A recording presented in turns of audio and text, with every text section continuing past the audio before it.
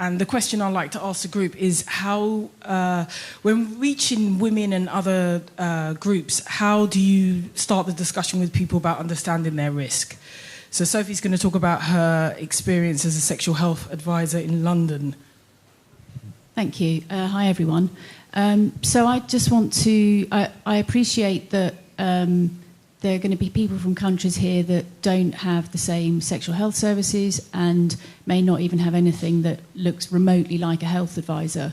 But I work in a London hospital. I see women and men, young women, young boys every single day. And I've only been doing that job for almost a year. But what I recurrently see is the lack of education amongst these people and their notion of risk. Even though I see like a revolving door for some of these people, as sexual health advisors, we have conversations around risk reduction, prevention, behaviour change. And if I bring it into the context of PrEP, the hospital that I work in is one of the recruiting sites. So we are recruiting men and women onto the trial. And an issue that kind of a little bit separate to the impact trial, we know that in the UK, actually getting BAME women into sexual health clinics is a challenge, and we need to look at ways of how we can change that. Separate, but also, you know, Winnie spoke about, and as has Jacqui and others, in terms of reaching these people in terms of the education in the context here around PrEP. You know, we need to be able to do that, but even those outside of the ethnic group who are accessing sexual health services, I'm going to give example of women and young women that I'm speaking to. Since the Sophia Forum has produced, these leaflets, every woman and every young person that comes into that clinic, I now speak to. And I said to them, even if this isn't relevant to you, talk to your friends about it. Give them the information about our website. We've got PrEPster information throughout the clinic, and we're handing out to those that are coming into the clinic who don't know about it, and also it's going out as part of like the recruitment pack, so they can visit the impact trial. You know, our friends Marc, PrEPster, they're doing a lot to reach out into the communities. Well, we're linked to community organisations within the hospital. So we see a lot of people, young people who are involved in child sexual exploitation. So we're starting to have conversations with them. We have a sex worker clinic called CliniQ, and we're linked to organisations there. And I'm now starting to go out and we'll be talking to those organisations. In terms of who we've recruited onto the clinic at this particular hospital, there have been 2 black migrant women, but actually we've recruited most of the women at the moment through our sex worker clinic. And they're from Portugal, Ukraine, and I believe maybe Russia. And I think we have 2 transgender women who have recently been recruited. So that's just to give you a bit of a context of, you know, just a small area in the UK. Got it. Oh, it's working. Okay, so I'm going to pass the mic on to Harriet now. Who's gonna... Yeah, I'm so happy for my breakout group this morning, where I learned that many people are so interested in what's going on in the UK, sitting on a panel presenting almost, with my exception, in the UK, because I have learned that everybody learns from the examples from others, and that the exchange and the dissemination of our experience leads to the fact that we don't need, in the first place, to reinvent the wheel, because things that are working on other places can be checked out. and that we avoid to make the same mistakes again, because your lessons learned can be the lessons learned from others that are just following up. And so therefore I'm very grateful, thankful for what I have heard, and I was thinking about, and therefore also thank you to making sexual health an issue, Sophie, is when I look around the room, when I look around the countries that are represented and the key groups that are being represented, there is one thing that obviously seems to be something they have in common, and that is they are having sex.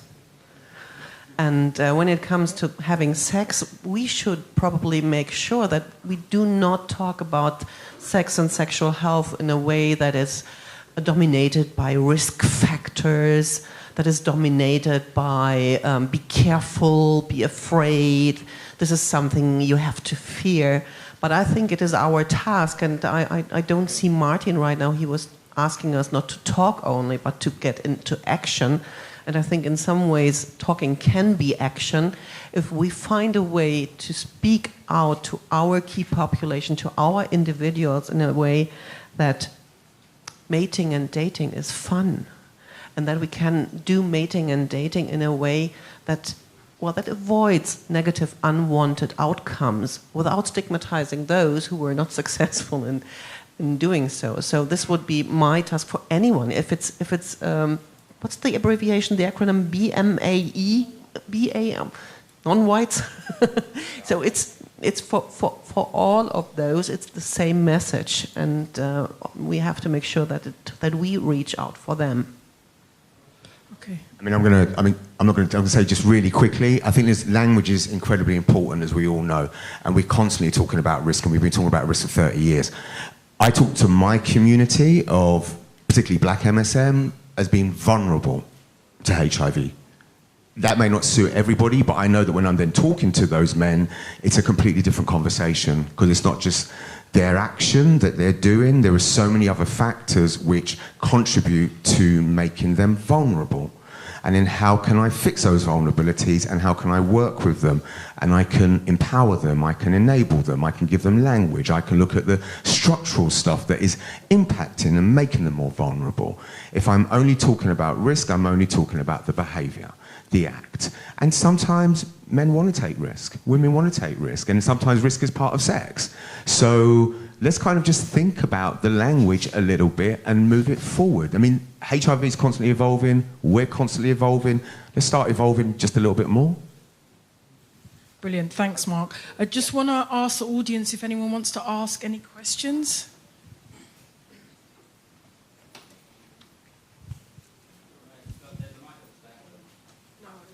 Hello, I'm Dennis Onyango from London. I'm one of the migrant African men, as you can see. I just want to say thanks to all the people who have presented today. I think we've had very, very passionate presentations, and in particular to Mark, who has really inspired me. Thank you. Yeah, I think that one of the things that probably we haven't mentioned in this meeting is the issue of investment in, money in terms of PrEP campaigns, PrEP advocacy, PrEP implementation. And that's what I think we should not be shying away from. The fact of the matter is that the reason why there's little awareness in African communities, for example, because of PrEP, little PrEP awareness, is because there's no investment. Most of the stuff that's being done now is quite reactionary. So we are trying to play catch-up, as Mark rightfully put it. So I think that I would like to borrow from what you said, actually, that we should all be advocates and champions in our own ways. If you're coming to a conference like this 2-3 times, you're seeing 2-3 black migrants, I think that you need to do something within your community. The fact of the matter is that we've been siloed and put in, groups.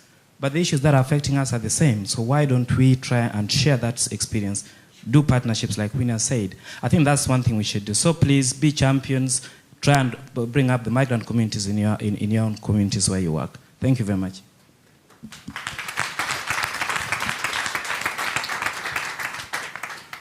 Yeah, I also want to thank you, all of you. My name is Heiko Jessen, Berlin, Germany. I'm I think, big PrEP prescriber, and this was one of the most important sessions for me where I learned the most. So about cis women, about trans people, and about migrant people. I have all of them in the office, and I'm glad, Marc, that we have fulfilled at least a part of what you said, having people out of this group as health workers. But yeah, I would love to learn more from you. Maybe we can invite you to Germany for if we start with this issue or improve these issues. I have two questions, Harriet, for you. So, how comes, as far as I learned from colleagues from the US, in the beginning of the PrEP approval in 2012, there, at the very beginning, there were as many women supposedly as MSM. So, what do you think? Why did the women step back? And my second question for Marc is, also from the US, if there's any similarities, the young Afro-American, openly gay men who are proud and open, as I said, why is there so much stigma against PrEP? Like calling each other sluts if they use PrEP? I don't understand. Well, this is going to be a very short and brief answer. But I want to make sure that there's no misconception. There's not a single woman has stepped back. It's just that they, yeah. It's just the question is exactly as you say, is why hasn't the number been rising in a way that we want it to rise? And I know that in the US people are working on that, and there's a. From what I understand is that there are multiple reasons. There's not the one single reason that there is not the language or not the contact to those groups. It's just the fact, and this goes with cis trans women as well, is women are not a coherent group. Women are put together from very different backgrounds with the intersectionalism that we have seen on the slide, and we must consider that. So we are not a homogeneous group like some urban Berlin MSM people who have the same apps on their cell phones, sharing all the information in their WhatsApp groups. This is not happening with women. So we must find something that works with women. Thank you for the question. So if I'm reading you right, the question is about slut shaming. Mm-hmm. I don't think slut shaming is unique or is overwhelmingly present in African American or Black MSM communities. I think it's across the board.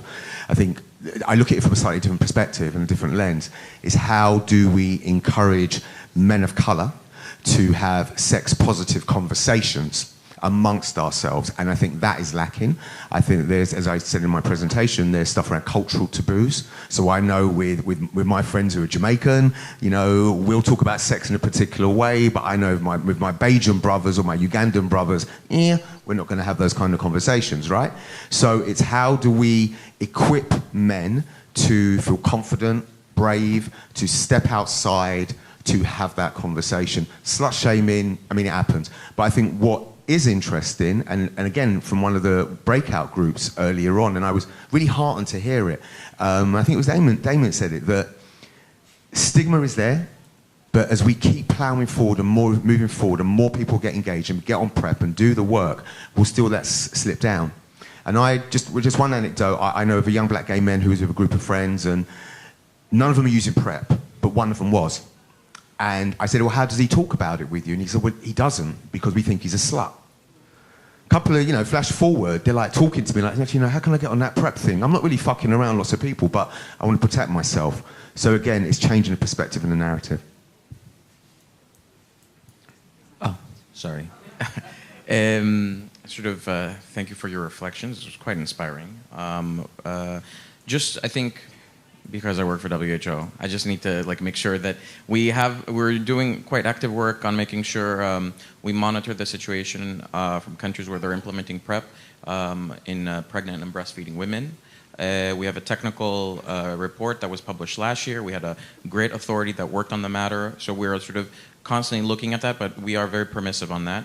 Interesting when we focus on transgender people at WHO, it seems it comes from the perspective always of HIV, and I sort of value that you address all the other health outcomes that need to be considered. So I think, as I tweeted, when I go back home, I think I'm just going to ensure that we speak more broadly on all the other issues that affect transgender populations. And I think that's a critical priority.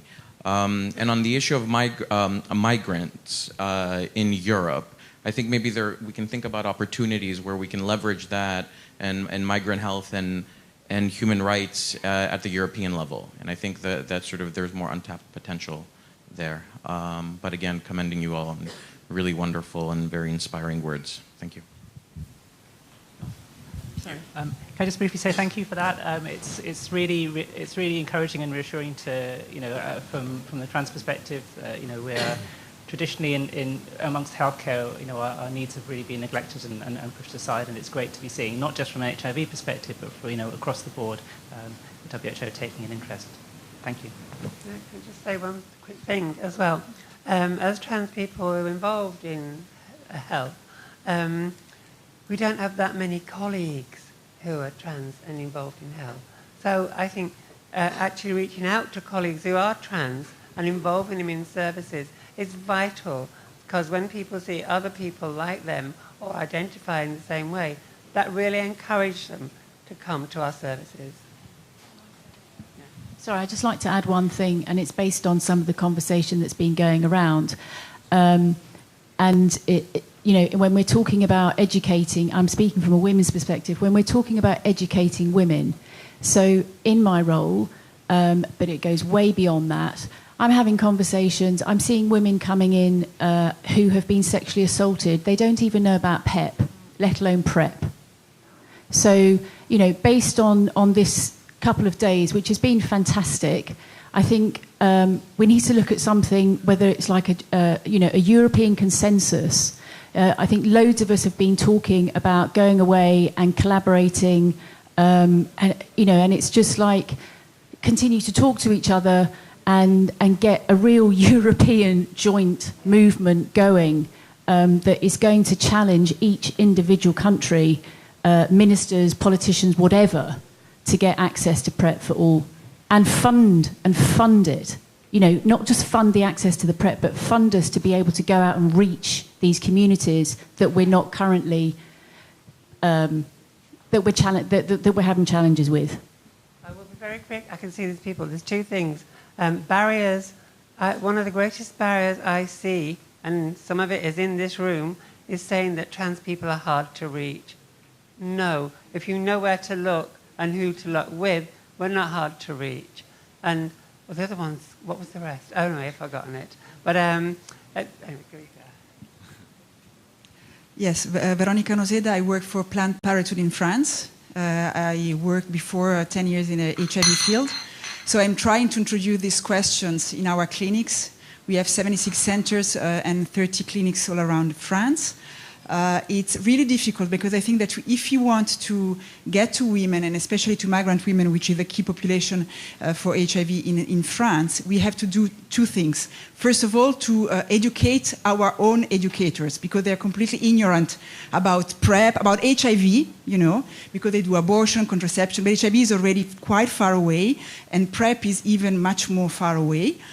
So we are starting to do this. It's not easy. Of course, the goal is to allow, for example, people working in the family planning center, when someone is coming for abortion, also to talk about STIs, also to talk about prevention, also to talk about the rest, and also to talk about the PrEP, if the PrEP is a good option there. Or if a person, as you said, come for violence, sexual violence, also to talk about PEP and to talk about PrEP. This is the first action. And the second action is also to attract those public, those people, because we have to listen to their needs. And for example, the migrant women that we have, they mostly come for excision. You say excision? Excision, how do you say? Genital mutilation, FGM, reconstruction. FGM. We have consultations. Unfortunately, some of them, they have to close down because of lack of funding. And migrant women, they are very interested in this. So perhaps this is an entry point, which is not HIV, but this is a good entry point because these women are very much interested in that question. And we should perhaps, also listen to them and listen what are our needs, what are our sexual health needs. We think it's contraception, we think it's PrEP, but they have their own vision of this. And if we don't listen to them and we don't listen to what they want, we cannot then have an entry point and then go broader and propose the rest of sexual health package.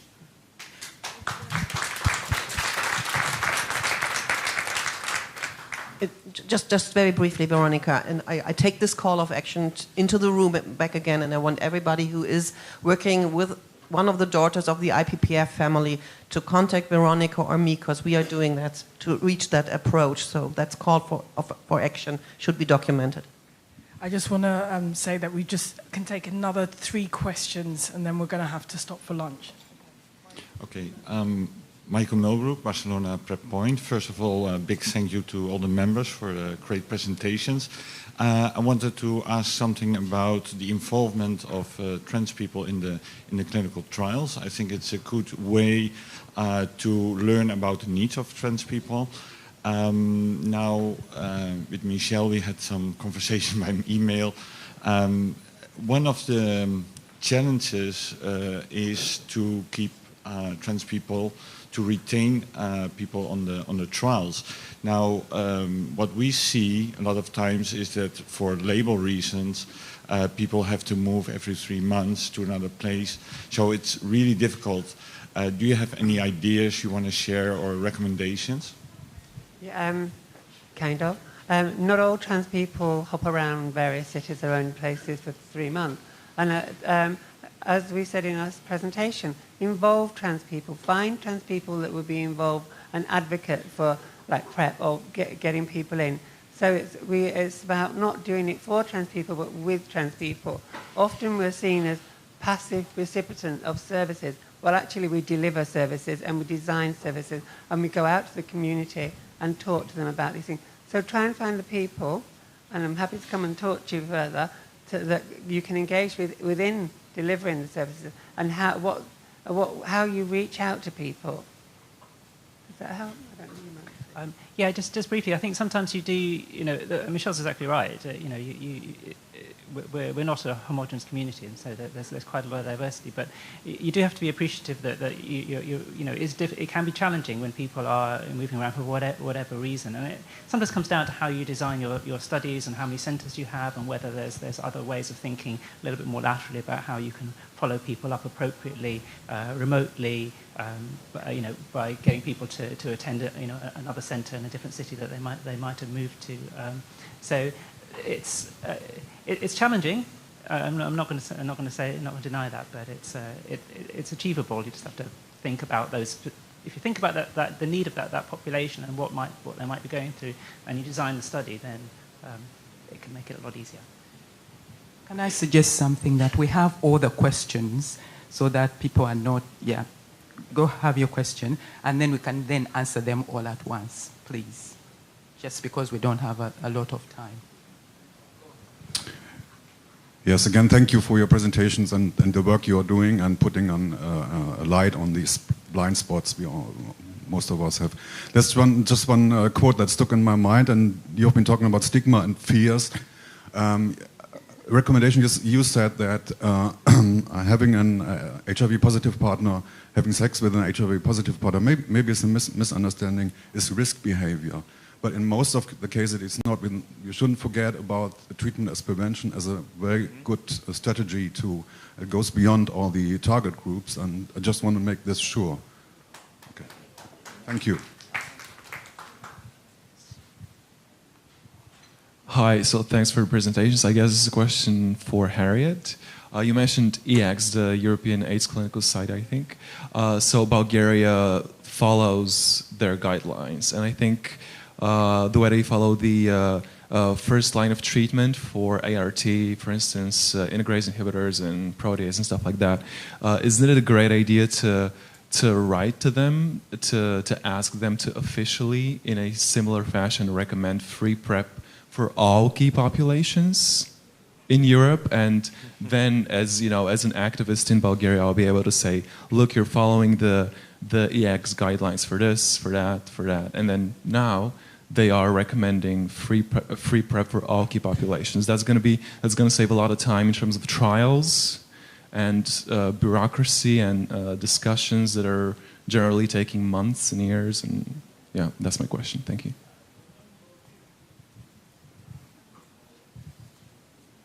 Oh, there's no answer. Okay. Okay, I just want to come back to you, to the thing that you said, the women or the trans women or men, they don't have like apps, they don't go online here in Amsterdam and they get full informed. So the same is with the migrants, and I really like projects like in Berlin, the Miles project, where you have partners like German guys taking care for migrants coming to the country, taking out their hand like a brother, like a buddy, like a aunt, and explaining everything to them. And I think this is a good thing how to get to them. For instance, we have just have a trans woman from Syria, which is in trouble getting a new apartment. She is always on the edge of falling into drugs, and it's very difficult to lose the connection to her. So. But this is the only way to be with her, not to say to her what she has to do. Hi, thanks. This is for the doctor and for Michelle. Trans men and vaginal atrophy. I wanted to know what the risks are and what the implications for PrEP might be. Vaginal atrophy, as mentioned in the video.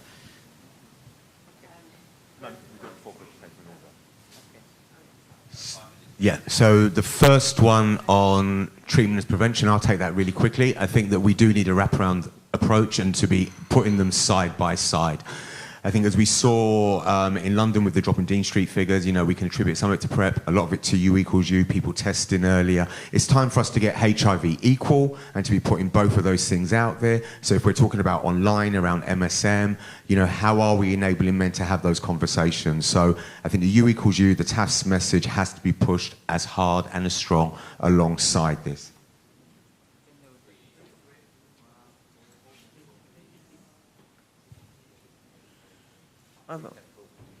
Yes, the recommendations that might be coming from the EACTS, the Clinical Society, or in our breakout group we learned that even recommendations from the WHO are very important.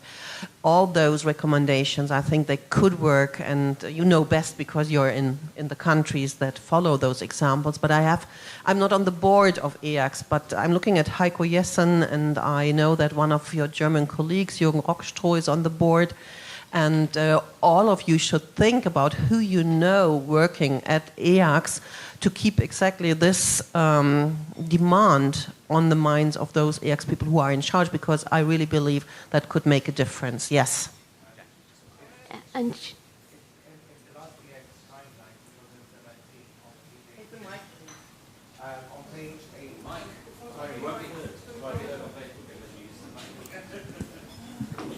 the last EACTS guidelines 2017, on page 18, there's a section on pre-exposure prophylaxis, and it mentions men, women, and also transgender people.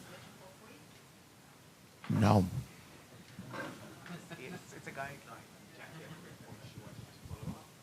yeah, just to add on to that, I think when you're talking about that kind of advocacy around guidelines and around free provision or whatever your kind of national main aim is, it is really critical that you're talking about everyone.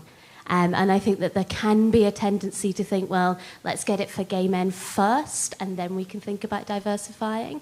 And I think that's the wrong approach in terms of leaving people behind, but also in terms of you're compounding the message that it's not for some people, and then they'll be less likely to take it up. And I think we've had some experience of that in the UK. So just to emphasise that, start from the beginning of it being for all.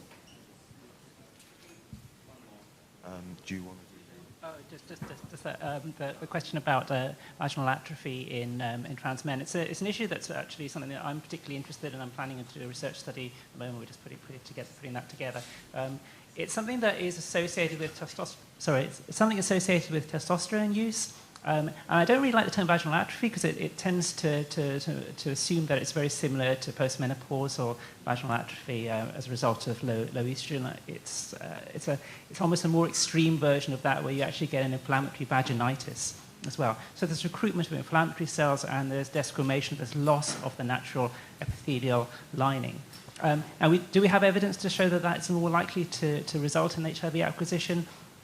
Not at the moment, but it would be logical to presume that it would be an increased risk factor because you're losing the mucosal barrier and you're recruiting inflammatory cells, particularly lymphocytes, to that site there. So it is probable that it does increase risk.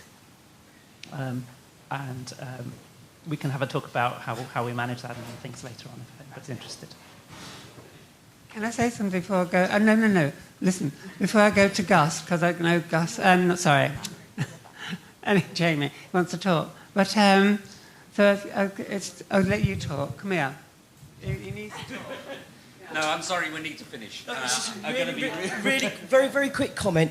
This is not to the panel, this is to everybody else out there, is just a reminder that when you're talking about trans people and you're doing documentation, guidelines or anything like that, can you just bear in mind the language that's used because our body parts may not be what you would expect them to be, so can you just be a bit careful when you write it?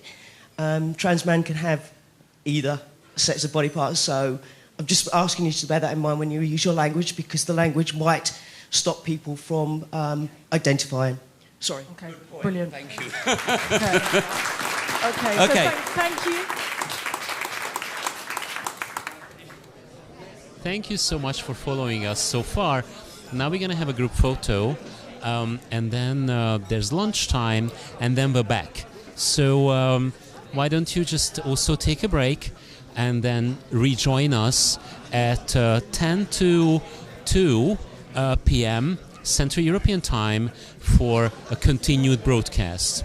So thank you once again for your attention, and stay with us, or rejoin us again. Thank you.